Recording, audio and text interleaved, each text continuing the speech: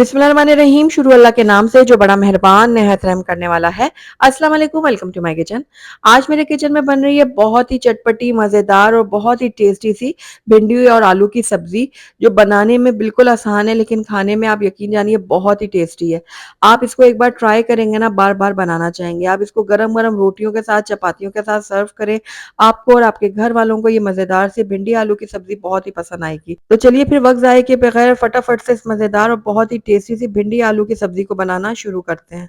तो बिस्मिल्लाहिर्रहमानिर्रहीम, सबसे पहले हमने यहाँ पर ले लिए भिंडी और मैंने यहाँ पर 1 पाव भिंडी का इस्तेमाल किया है। आप जब भी भिंडी खरीदें ना, तो आपको एक बात का ख़्याल रखना है कि भिंडी को ज़रा पतला होना चाहिए और नरम होना चाहिए। भिंडी सख्त होगी या मोटी होगी ना, तो फिर इसका वैसा टेस्ट नहीं बनेगा। भिंडियों को मैंने अच्छी तरह से धो के किचन टॉवल की मदद से अच्छे से ड्राई कर लिया था। अब इसकी हम कटिंग करते हैं। तो सबसे पहले हम इसको ऊपर नीचे से इस तरह कट करेंगे और उसके बाद इसके छोटे-छोटे से पीस कर लेंगे। तो ये देखिए, यहाँ पर मैंने एक प्लेट ले ली और इसके अंदर हम इसको कट कर लेते हैं इस तरह से। तो बस बाकी की भिंडियों को भी हम इसी तरह से ऊपर नीचे से काट लेंगे, उसके बाद इसको छोटे-छोटे टुकड़ों में कट कर लेंगे। तो यहाँ पर देखिए, सारी भिंडियों को मैंने काट लिया और ये भिंडियाँ हमारी रेडी हो गई हैं, इनको मैं एक तरफ रख देती हूँ। दूसरी तरफ मैंने यहाँ पर आलू ले लिए थे 2 छोटे साइज़ के और उनकी मैंने कटिंग कर ली है। तो मैंने यहाँ पर देखिए थोड़े लंबाई में कटिंग की है इसकी। आप चाहें तो अपनी मर्ज़ी की कोई भी शेप दे सकते हैं। तो यहाँ पर भिंडी और आलू को मैंने कट कर लिया। आइए इसको अब हम बनाना शुरू करते हैं। तो बिस्मिल्लाहिर्रहमानिर्रहीम, यहाँ पर मैंने ले लिया है 1/4 कप सरसों का तेल। आप नॉर्मल वेजिटेबल ऑयल में भी इसको बना सकते हैं, लेकिन सरसों के तेल में वेजिटेबल्स बहुत ही मज़ेदार बनती हैं। अब ये देखिए, अच्छी तरह से मैंने इसको पका लिया था ऑयल को और इसमें धुआँ निकलने लग गया। अब इसका हम फ्लेम बंद कर देंगे और इसको हम थोड़ा-सा नॉर्मल टेम्परेचर में आने देंगे।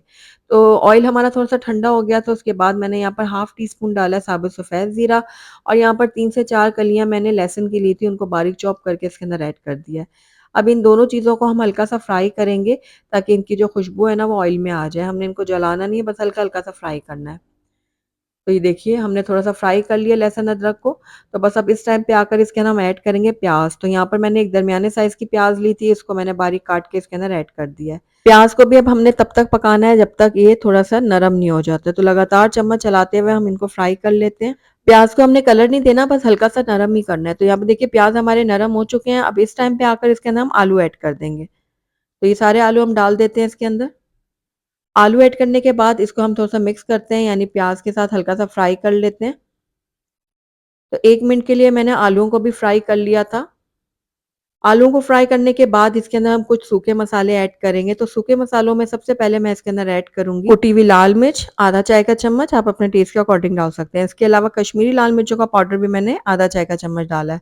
नमक आप अपने टेस्ट के अकॉर्डिंग डाल सकते हैं, मैंने आधा चाय का चम्मच डाला है और हल्दी पाउडर मैंने 1/4 टीस्पून इसके अंदर ऐड किया है। साथ ही इसके अंदर धनिया पाउडर जाएगा 1 चाय का चम्मच। अब सारे सूखे मसालों को हम अच्छी तरह से आलूओं के साथ मिक्स करेंगे और 1 मिनट के लिए पका लेंगे, ताकि सूखे मसालों का जो कच्चापन है वो भी खत्म हो जाए। तो ये देखिए, 1 मिनट के लिए मैंने मसालों को भी आलूओं के साथ भून लिया है। तो बस अब इस टाइम पे आकर इसके ना हम बिल्कुल थोड़ा-सा पानी ऐड करेंगे, यानी 1/4 कप से भी मैंने थोड़ा पानी कम डाला है और इसको मिक्स करेंगे और उसके बाद इसको कवर करेंगे। 3 से 4 मिनट के लिए हम लो फ्लेम में पकाएँगे, ताकि आलू हमारे गल जाएँ। तो बस अब इसको हम कवर कर लेते हैं और 3 से 4 मिनट के लिए पकने देते हैं। तो यहाँ पर देखिए, आलू को पकते हुए तकरीबन 3 से 4 मिनट हो गए हैं और आलू जो है ना, हमारे अच्छे से पक गए हैं।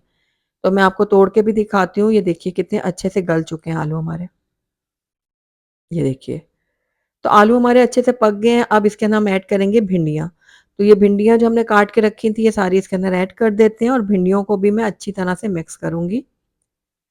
तो मसाले और आलू के साथ मैंने भिंडियों को बहुत अच्छे से मिक्स कर लिया है। तो बस अब इस टाइम पे आकर ना हम इसको कवर करेंगे और 10 मिनट के लिए हम इसको लो फ्लेम में पकाएँगे, ताकि सारी चीज़ें बहुत अच्छी तरह से पक जाएँ।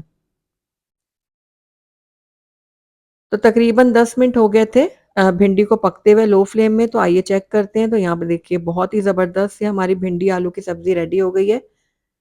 तो नज़दीक से भी मैं आपको दिखा देती हूँ। ये देखिए, कितनी लज़ीज़ हमारी भिंडी आलू की सब्ज़ी बनकर तैयार है।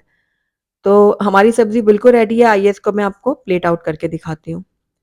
अल्हम्दुलिल्लाह, माशाल्लाह से हमारी बहुत ही टेस्टी मज़ेदार सी भिंडी आलू की सब्ज़ी बनकर तैयार हो गई है और आपने देखा, कम मसालों के साथ बहुत ही टेस्टी ये बनी है। आप एक बार ट्राई ज़रूर कीजिएगा।